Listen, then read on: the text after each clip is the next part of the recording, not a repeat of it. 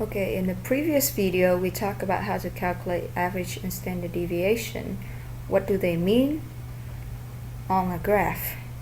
Now obviously I'm not going to draw a graph by hand, but my graph in Excel should look very similar to what I just draw, right? So the way I do it would be to highlight, to go to here. If I can move the screen up a little bit, I will go to Insert, Column Graph, click on the column. Oops, give me a bunch of these things which I didn't want, so let's be more specific. I'm going to highlight the average because that's what I want to graph. Let's say highlight the average, go to Insert, Column, choose the 2D column, and then this is the graph that Excel has given me.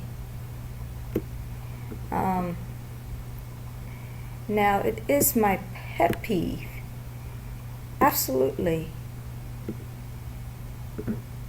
drive me nuts, when students just take this graph and say, okay, done. Well, no, you are not done, because what this graph telling you? Average? Average of what? Doesn't tell you anything. And here's average. Here's the axes have a no label. None of the axes have any label. Okay, so what you have got to do is to go back. Let's change this title. Let's say concentration, to express what it means, what it's measuring. So concentration of products, which is over here, concentration of products in molar with difference temperature. Okay, different, sorry. Okay, now the charts make a little bit more sense. Still, you haven't have label on it. Also, it's not necessary have to have this legend here, and average doesn't describe anything, so I'm going to delete that. Okay, now I'm going to go up to my bar here, right? So if I click on the chart, if I click on the chart, it's going to show up a bunch of these things, and then I could go to layout of the chart. I have added chart title. Let's add axis title. So on the primary title below axis, I add that. Maybe I'm gonna add the axis on the vertical line as well. Okay, so oops, primary vertical line. Maybe I want it to be more rotated. Okay, rotated title, that usually look the best. As well as what else do I want? Oh, I think that's all I want for now. So then I will go down here. Now see, I just added the title. So this will be concentration in molar. Don't forget the unit. And then this would be temperature in degrees Celsius. Okay, am I done? Oh no, I'm still missing 1, 2, 3. Now how do I change that? What I would do is click on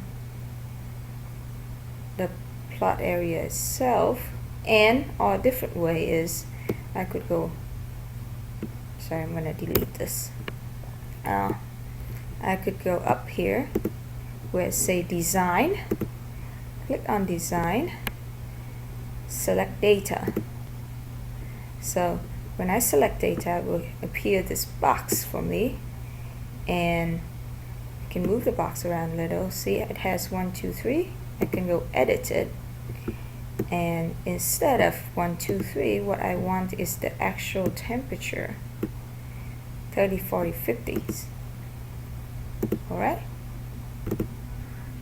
click OK, click OK, and now coming back down here, now my graph is complete.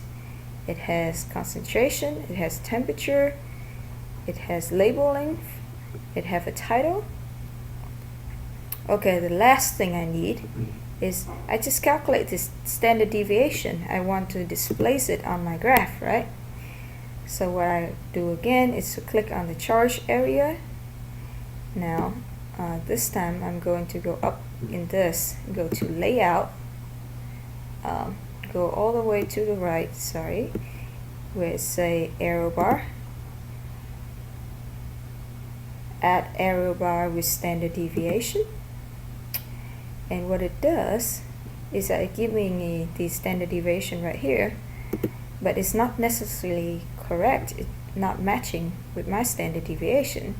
So then I'm going to right click on this. Okay. Oh, I hate this screen grab video. Okay, I'm gonna right click on it. Still doesn't show it.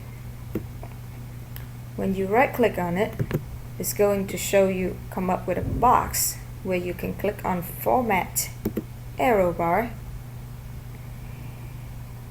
You can custom, instead of standard deviation of 1, I'm going to say standard deviation custom of both. Then I'm going to specify the value. So here I have calculate my standard deviation over here, so I'm just going to select it for one value, and then again select it for a second value. So see, now I have the positive arrow value select for my standard deviation, as well as the negative arrow value selected for my standard deviation. What it does is that for my average is going to go up the standard deviation and go down the value of standard deviation. Okay, click OK, and there we go. I have the standard deviation on my graph now. So what it's representing is that my average is this much, but this is how far apart, how spread out my real values are. And it makes sense, as you can look over here and see, okay, my 30 degrees go anywhere between 39 to 47. So that's pretty far apart. Give me a standard deviation of 3. These arrow bars are pretty big. My 40 degree temperature setting, all my values are between 45 and 47. Now that's a smaller spread, a smaller, my data are really precise and close together. That gives me a smaller standard deviation. Alright, now my graph is complete.